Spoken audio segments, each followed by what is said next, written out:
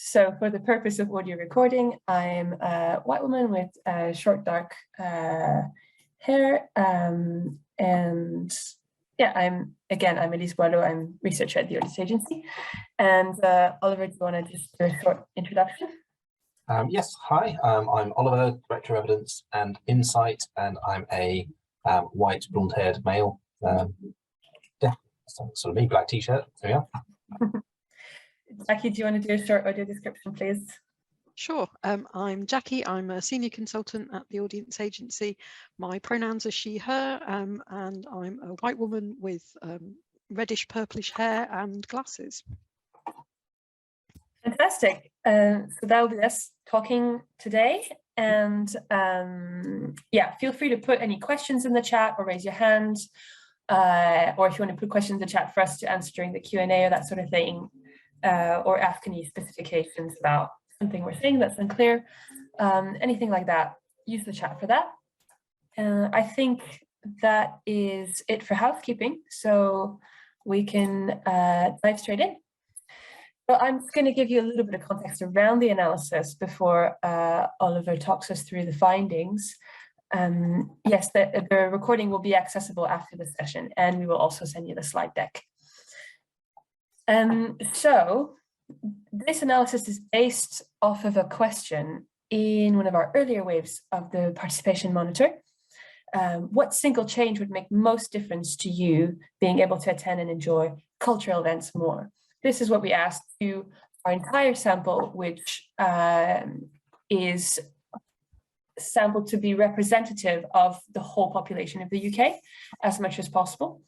So it's from what we've called wave 6, so the 6th instance of our cultural participation monitor, which is our longitudinal panel survey. So it was in March last year. For a bit of context, refresh our memory, March was sort of the receding of the Omicron first wave. The UK government measures were sort of phasing out, and it was that sort of time. And this question, this literal open text question, was asked after a series of questions in the survey about disability in a bit more detail. And it was asked to everybody. So we got 3,371 open responses, and ranging to a whole range of responses. But really, we wanted to put this question after the disability questions, because this was a topic we wanted to sort of find more about. Each wave we try to have a specific focus that can enable us to get richer data about that specific topic. So wave 6 there was really about disability in the context of attending cultural events. And so when the proportion of who answered in which way is maybe less important than the fact that really this enabled us to get a lot of nuance in how people were thinking about those barriers to attendance. And we got a large scale data set, which gives us quite a wide ranging spectrum of sort of human emotions of responses.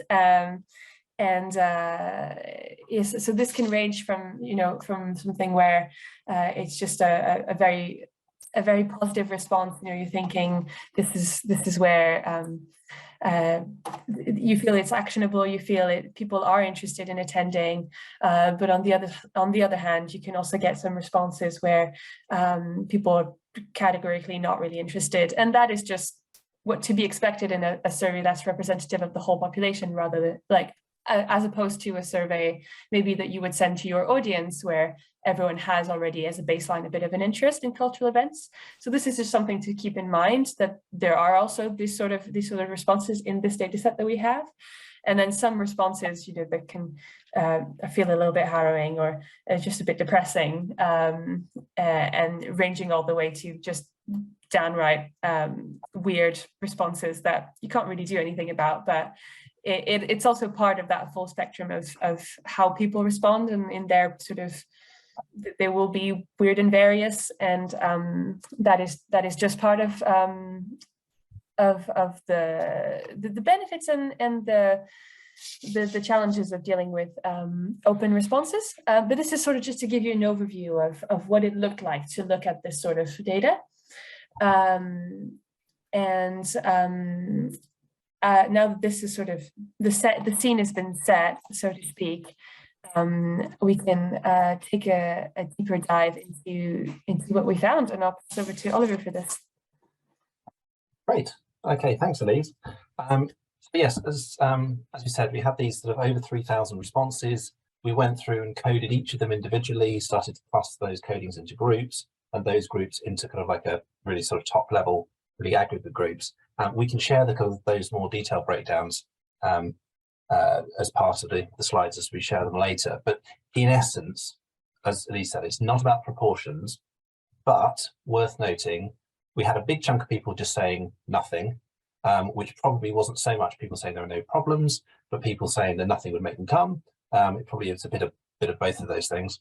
And then the various other responses, I mean, it's probably encouraging to note that it wasn't just dominated by any one topic. It wasn't just dominated by the COVID circumstances. It wasn't just dominated by the impact of the disability questions having just been before. It really was quite a widespread of things.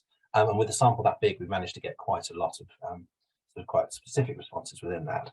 So I'm going to use these broad headings as our kind of our way of steering through what people have said as an overview. In essence, we can kind of characterize these things into a few broad descriptions.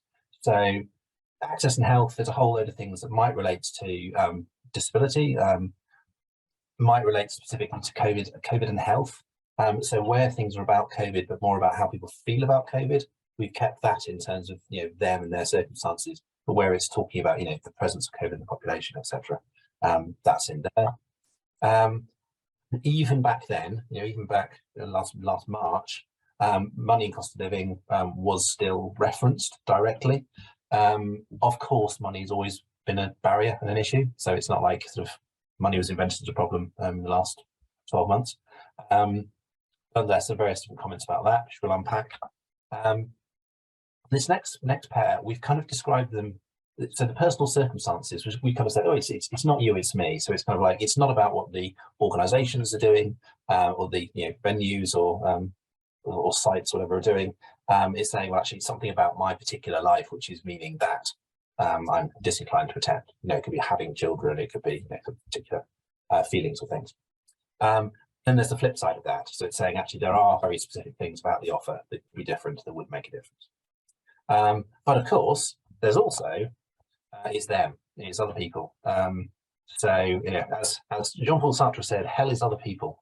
He didn't actually fill out this survey, unfortunately, but nonetheless, there is that sense that there's other people out there in the population who are, in a strange way, kind of people want to come to arts and culture for people to come together and convene and be live and whatever, but probably, preferably not too much, and with certain boundaries around it, and people, behaving ways people would like them to. So there's a whole range of things about other people. And yes, so that's it for that bit.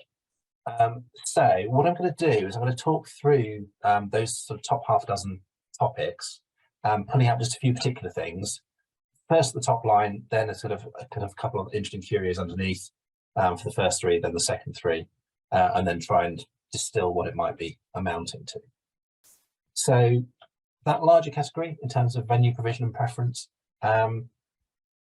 surprisingly, there's lots of stuff here about practicalities of access, of facilities, of availability, and seating came up again and again and again as a major issue, like almost 200 people specifically saying, it's about seating. So, I mean, one way I think about it is that to some extent, you should probably imagine for your venue, the kids' game, Floor is Lava. It's sort of a bit like a version of that, like, you can be in the lava a bit, but at some point you need an island, you need somewhere safe. It's that with seating. So if you could have imagine playing that game in your venue and then think where would you need to put seating in, there's this massive desire for it, essentially. And that was linked not only to people who had mobility issues, but also around anxiety, which really came through as kind of like a subgroup when we could have cross-tabulated it. And lots of desire for information, which we'll come back to again, I'm sure, in terms of information and communication being really key to people, almost overriding lots of other issues. And this is partly, I think, to do, about the large scale demographics, but lots of people who wanted to attend had particularly hearing related challenges, where they're saying that those facilities need to be there, they need to work, they need to be reliable. So lots of stuff around that. And of course, a range of other things about, having the content they want, it being, where they want it, maybe being local came up, and it being an inclusive space. But really lots of those really practical barriers were the things that were mentioned most. Which I guess relates to this question around access and health. So we've mentioned hearing as a key thing, and captions, that being a really kind of hot topic. But one of the things that really struck me in terms of the tone of the responses that people were giving is, and particularly I think because people often talk about or maybe think about access in relatively negative terms, like here's this thing that you might do wrong and that's a bad thing, is that actually the tone of respondents was, it would be great if you could do this because it would help me to come along and enjoy it. It wasn't sort of that kind of slightly punitive lens we often see on it. And indeed, just the linking of the idea of access and pleasure, I thought was quite interesting. Essentially, people are trying to do things that they enjoy, that enrich their lives, and this is a way of enabling them to do that. So it's maybe just more of a sort of, maybe a positive mindset thing. Okay. Mentioned other people and the various challenges around that. Particularly, the thing that came up again and again and again was just about numbers, crowding, lack of space, it feeling a bit enclosed, etc. This will partly be a COVID hangover thing, but possibly a general thing as well. And one of the things that's sort of interesting about that is this idea of lots of people in the space and how regulated that is. And so there's a sense that other people bring a sense of chaos and unpredictability to an environment, which is partly what people like, but partly not. I don't know if people saw the Guardian article this morning talking about Ambassador Theatre Group, and they're encouraging different marketing of their events from promoters to not talk about, this will have you dancing in the aisles, this will be the best party in town, etc., because they were finding that audiences were taking that rather literally, and their kind of behaviour was spilling over in ways that were proving a bit unpredictable for people. Although there's all sorts of interesting theory about to what extent we think audiences should or shouldn't be reasonable. For example, if you look at the work of Kirsty Sedgman, academic from Bristol, lots of interesting stuff about what, whether reasonableness actually is a form of exclusion. But nonetheless, people are saying that they're concerned about the people. So, about some other threads from these particular topics. So we've got so lots of different people saying yes, they want COVID measures, some saying they don't want COVID measures, some people being really, really vocal. You see that quote there, dropping all the restrictions from all this nonsense of the last 2 years, etc. So yes, of course, there's a balance of views on that. The balance is very heavily in one direction rather than the other. It's worth noting though, one certainly, and this is like, hot new finding from the Cultural Participation Monitor Wave 8, which is that the ink is not yet dry on, but we're definitely seeing that the cost of living is much more important to people than COVID now as a kind of barrier to engagement. 61% of people saying they're put off attending because of the cost of living, 24% from COVID. So like massively overweighing it as a factor in audiences as we speak. We'll obviously share much more about that in the near future. Another interesting thing around access is just the number of people that said that low sensory options or low sensory alternatives was really valuable to them. And this wasn't just linked to disability or neurodivergence. It was also just a wider sort of preference, including particularly younger people. So I think there's maybe an emphasis possibly among younger audiences about you should be able to choose to have things how you want them. And that can be about degree of stimulus or various other things. Rather than it being seen as there's a standard offer and then you make accommodations. It's a much more positive view, I think, saying actually let's give people the range of choices they might want. So that's maybe something to think about. And then I'd love this quote: fewer idiots, nowhere well found. So they are. People, when they were talking about other people and their impact and their experience, were much more visceral than they were on some of these other topics. You know, it's much more kind of emotive language, much more kind of heated, really. And again, there's this slight thing about kind of who gets to set the rules around what's polite and what's right or what's appropriate. There was one quote I absolutely loved, which I didn't put in here, which was someone said, if everyone else was as considerate as me, you know, it would be fine. But, you know, I went to the opera and there's other people chatting behind me and it really ruined it. So I think it's sort of, there's some interesting dynamics at play, but nonetheless worth bearing in mind. And it could be that tailoring of content to encourage different types of experience, different types of interaction, different settings might mitigate some of these issues. Okay.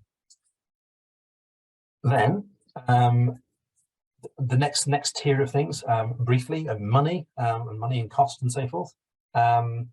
So someone there flagging there that money problems are at the root of it. And as I say, it's that's getting much more pressing than it was. So since that wave 6, the proportion of people saying they feel worse off than before the pandemic is substantially higher, and very few people are now saying they feel better off than they were, perhaps unsurprisingly, but nonetheless, it's really reached throughout the population. And travel and transport, again, a really frequently mentioned thing, in terms of, you know, from where I am, it's really hard to get to, or I need parking, or there isn't stuff where I can get to it because of poor transport, or is the transport reliable, is it expensive? And transport and cost seem to be very much a pairing that went together. So maybe worth noting that to kind of maybe need to address both barriers simultaneously in some way. Then miscellaneous stuff was incredibly varied, all sorts of things. Some of the kooky responses ended up in this category. But I did think it was interesting that there were a few references to environmentalism, which I imagine, you know, for lots of this stuff, it's slightly reassuringly, you would go out and ask the general public on large scale, and it kind of confirms what we've known for, you know, going back. You know, some of us have been looking at this stuff for decades, some even longer than others. And lots of the same barriers come up, and how to deal with them comes up. I think this is one of the few ones where you think, oh, actually, that's something that maybe wouldn't have come up 10, 20 years ago in quite the same way. This idea of, you know, being environmentally appropriate is a key thing in terms of engagement. Looking at other things around the money barriers, we looked at, for all these things, we looked at the kind of relationship demographics and, you know, fellow people, where they were, who they were, etc. And apart from some of the ones that I've mentioned, things like age and different types of disability, we didn't tend to see big correlations between particular types of barriers and groups. We did see slight counter correlations on things like money. So we know that financial challenges often go alongside lots of other challenges that people face. It tends to be that it's compound challenges. And so what appears to have happened is, because money is this bit of a default answer, like things could always be cheaper, they could always, you know, it'd always be better if it cost less. If people weren't reporting other things, money often ended up being the thing that was left that they talked about. So we actually found that people who are in the more deprived areas, or areas of, you know, higher indices of multiple deprivation, were less likely to talk about money as a barrier than people in the opposite. But we think, as this quote below rather beautifully illustrates, that really it's people saying, actually, you know, I'm probably personally okay, but yes, of course, money could be, you know, could only make it better. So worth just handling that with a little bit of care, I think, just in terms of who's reporting what. On personal circumstances, you know, we've talked about some of the other bits, but there's a whole load of things around relationships, which I thought was quite interesting. Availability of people to go with, but also family. Now, and this may be me being a little bit sort of cynical about family, but I was pleasantly surprised that lots of the conversation around family was about, could the offer be such that my family could come with me, as opposed to how do I leave the family at home? But the other side of it, the social side, was very much more expressed in terms of lack, you know, lack of people to go with, if my wife would come with me, then I'd go more. If this friend would let me come with them, etc. So I thought that's got an interesting balance. But that's certainly the nuance we're getting through those kind of ones. And yes, how people felt about certain issues and health and things to come up. And then finally, lots of talk about ease and easiness and the process being smooth and easily facilitated. So thinking about the kind of visitor journey mapping, etc., might be a useful tool in order to kind of unpick how to make that journey as snag-free as possible. So that might be something to bear in mind. And then finally, we had this beautiful comment, which was just about stillness and beauty would make them want to come more. And I guess it's a reminder that at the centre of all of it, there is the product, there is the experience, and there's the kind of the positive stuff we get out of it. And of course, as various people have heard me say endlessly, barriers should only really ever be talked about in the context of barriers and motivations. If you don't have a reason to go, then it doesn't really matter what the barriers are, because you won't go. Why would you? For no reason. Or my favourite example, people talk about things like quality of toilets as being a major barrier, and they are, but people still go to festivals with terrible toilets because they've got a really strong drive to go. So it's kind of just weighing it up. So that's a very brief run through of some of these sort of topics that came up under these key themes. Are there any things in the chat that are worth us picking up now rather than in the Q&A, or shall I move on to a brief kind of summary and reflection? No, Isaac's shaking his head, so he's the word authority. I think we're okay, pretty much answered everything. Okay, in which case, so I've tried to distill my reaction to all of this into five main points, which are, I think, obviously there's so much to say given 3,000 responses, but broadly speaking, lots of it is reinforcing what we know, what we've always known about the practice, the things that do make a difference. It's the consulting, it's listening, it's providing quality access, good seating, regular hearing loops, people knowing that things are there, that they work, clear information, etc. And none of this is probably a surprise to any of you, but it is, I guess, reassuring that when you put an open question out to the general public, that is what you hear back. It's not that we're kind of just saying it because we say it. It's that's sort of worth noting. And lots of it is very actionable one way or another. Some of it really obviously, but even other things, people are sort of saying, well, we need to know, if there is a single step, we need to know there's a single step, and we can deal with that or not deal with that. But it's nothing worse than thinking it's okay and then turning up and finding out it isn't, etc. And the clarity of communication, things being available, things like kind of, seeing a tour of the building, etc. in advance, all these kind of options can be really helpful to that.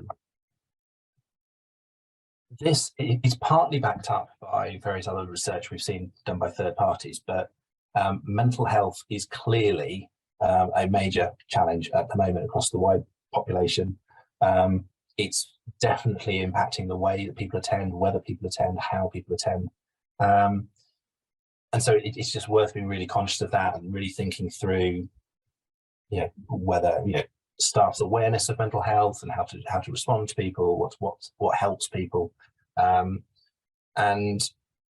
again, this is probably a point that's sufficiently obvious it shouldn't be said, but just in case, it's not the case that you've got your audience and then a subset of people who happen to have mental health challenges. Like, mental health challenges are there, very present throughout the whole population in quite high volumes, and that is your audience. I mean, that's kind of, it's people.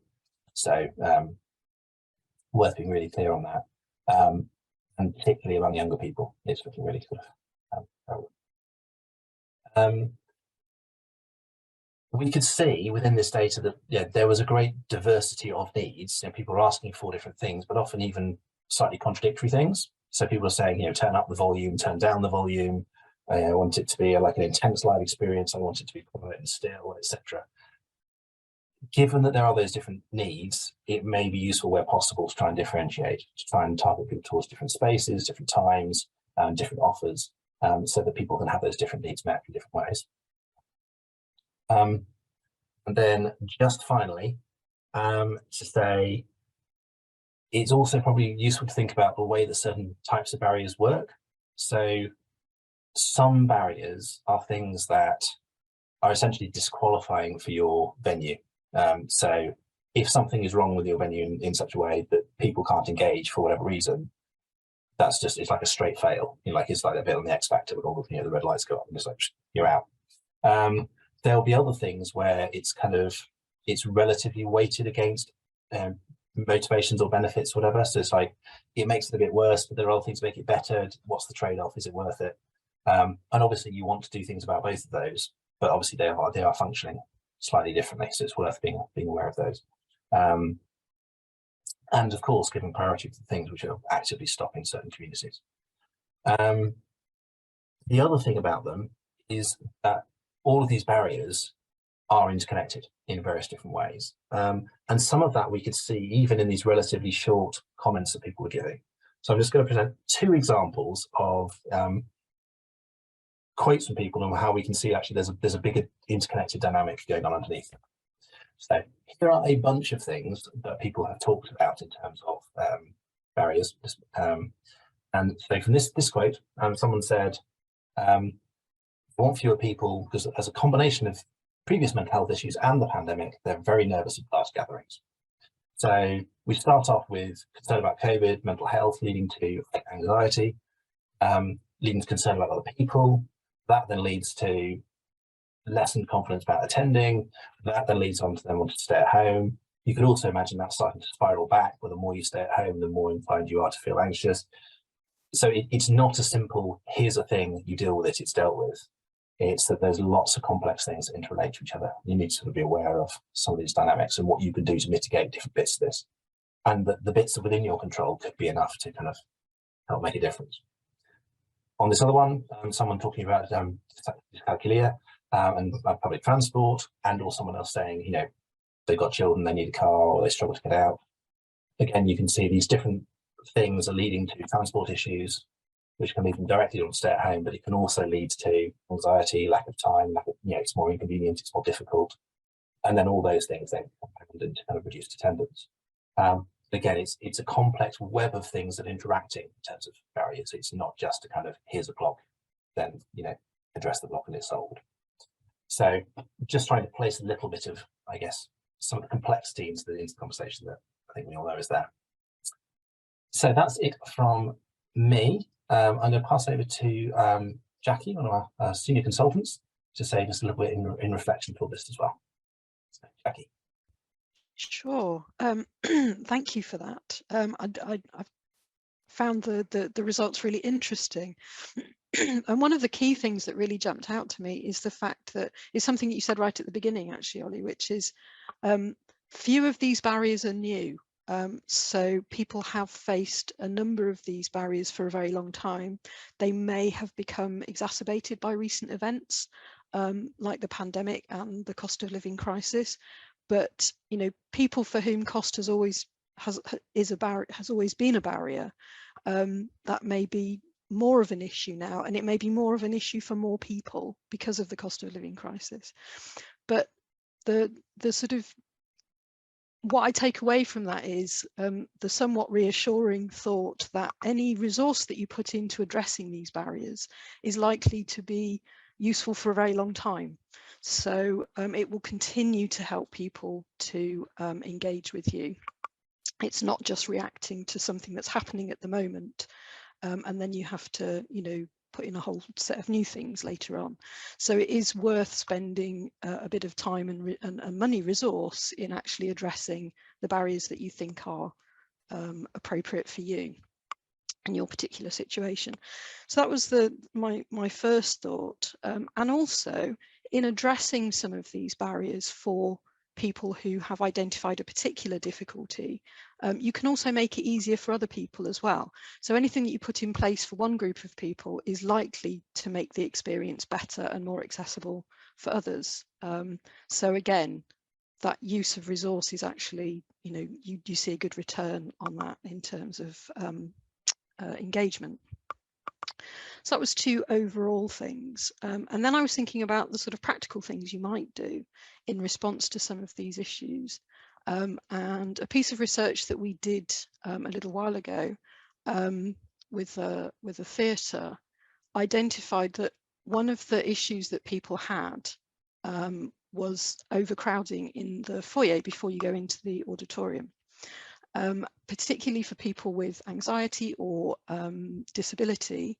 It's a very difficult, chaotic situation to be in, and what they thought would make it better would be to have some sort of priority seating, so they could go in and take their seats earlier, and they could remain in their seats longer after the performance. And that's quite a simple thing that might be arranged, and that could also help people who have other anxieties about being in overcrowded, chaotic spaces, not only those with physical disability, for example.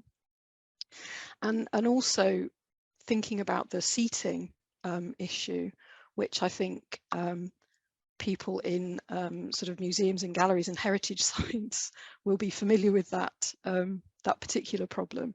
And it's not always possible to put in more seating, but making sure that the seating that you have is in places where people can find it and use it easily is one thing to do. There are also solutions like portable seating, so people can carry around a little stool and then they can take a rest when they need to.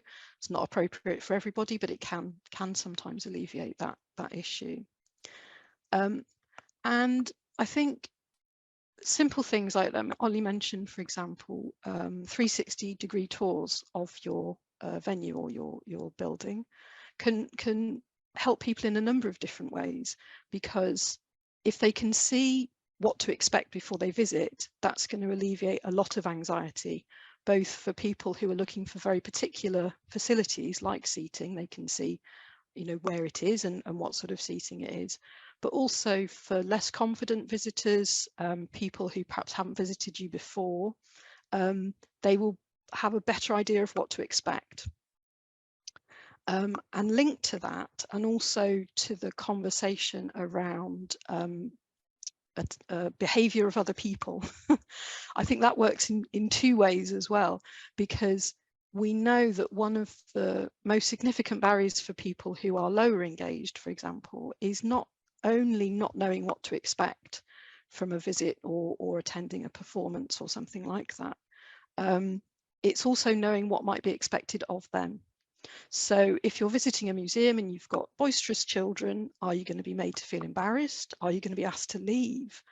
And that causes, you know, a really high level of anxiety for less confident visitors. So in your communications, sort of reassuring people that, you know, that you're family friendly and that sort of thing, or if there's some outdoor space where children can run off a bit of energy, those sorts of things can really help a lot to alleviate some of those concerns. And also manage sort of visitor expectations and so on, in the same way that perhaps some review sites, for example, are increasingly putting on information like when is it quietest at this place, when is it busier at this place, and that's something you could easily do if you've been tracking your attendance. So you can let people know, you know, if you don't have the provision to be able to deliver specific quiet times for people, when you limit the number of people who are available, or you have a relaxed performance, for example, just letting people know which times of day, which days are likely to be more or less busy, can help them make an informed decision about when it's going to be most comfortable for them to come and see you. Just thinking that those are the sort of thoughts that were occurring to me. And I think that's, you know, all of those things will make for a better experience for all of your visitors. So that clarity over what to expect, what might be expected of them, what they might expect of other people, might help address a number of those different issues that have been raised through this analysis. Great. Thank you, Jacqui. That was really insightful. And yeah, just to pick up on what you said, it's true that in the information category, there were quite a lot of responses that were asking for, you know, I want to know exactly what's going to happen, in what order, and what's expected of me and not expected. And just very detailed information about what to expect from their experience. That came up quite a lot. Yeah. Thank you for this brilliant discussion.